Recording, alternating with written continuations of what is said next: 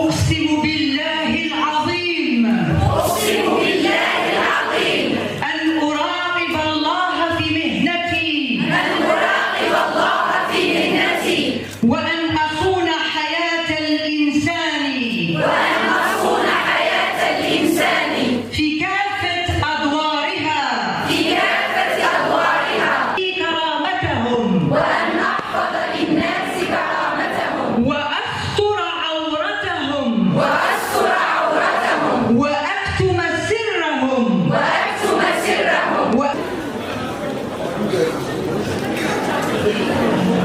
اليوم سنخرج من حلم بقصور نجاح نبنيها وشعارنا دوما سيرها كي يحيي العلم أمانيها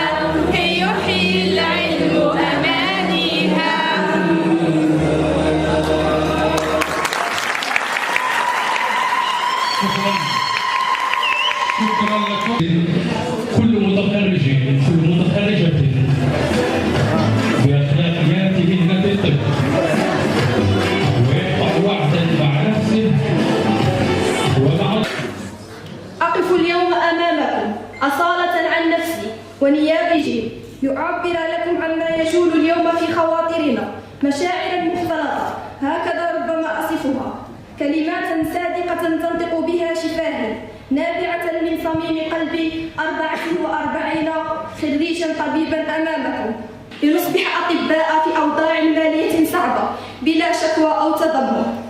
إنه من دواعي الغبطة والسرور أن أشارككم اليوم الأسرة الجامعية هذا الحدث الهام وهو تخرج الدفعة الثانية من الأطباء. هو يوم تكريم دفعة ثانية لكلية الطب، وليس فقط حفل تكريم بل هو ثمرة اجتهاد 7 سنوات من الجد والاجتهاد من العمل أيضا. فالحمد لله بتوفيق من الله بدعم الأهالي أيضا والطاقم الإداري والأساتذة وإلى آخره. أتمنى التوفيق لكل المتخرجين.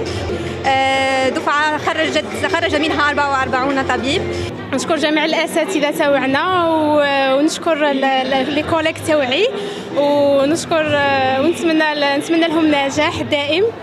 بهذه المناسبة الكريمة نتقدم بالشكر الخاص للوالدين كاملين اللي رافقونا طوال هذه الرحلة، ونتقدم بالشكر للأساتذة والمؤطرين والكلية نتاعنا، وربي يوفق زملائي وزميلاتي والمزيد من النجاحات إن شاء الله في المستقبل. نقدم إهداء للوالدين تاوعي اللي هما بلا بهم ما كنتش هنايا، ونقدم إهداء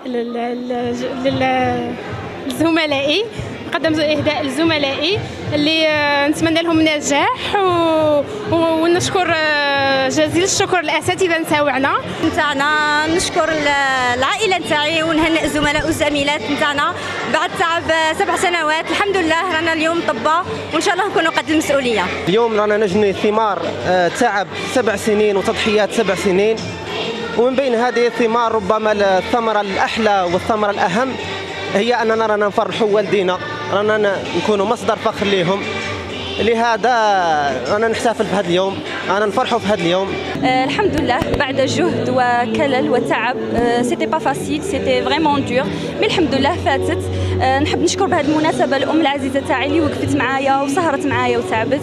نشكر الزوج تاني اللي دعمني وساندني في كل مشكل، في كل ديبريسيون. الحمد لله اللي ربي وفقنا لهذا اليوم، نكونوا على قد المسؤوليه. نحب نشكر الوالده تاعي اللي وقفت معايا، نطلب الرحمه للوالد تاعي ونقول له الحمد لله حققت الحلم تاعك. ونشكر الكليه تاعنا والاساتذه تاعنا اللي بفضلهم لحقنا لهذا البلاصه.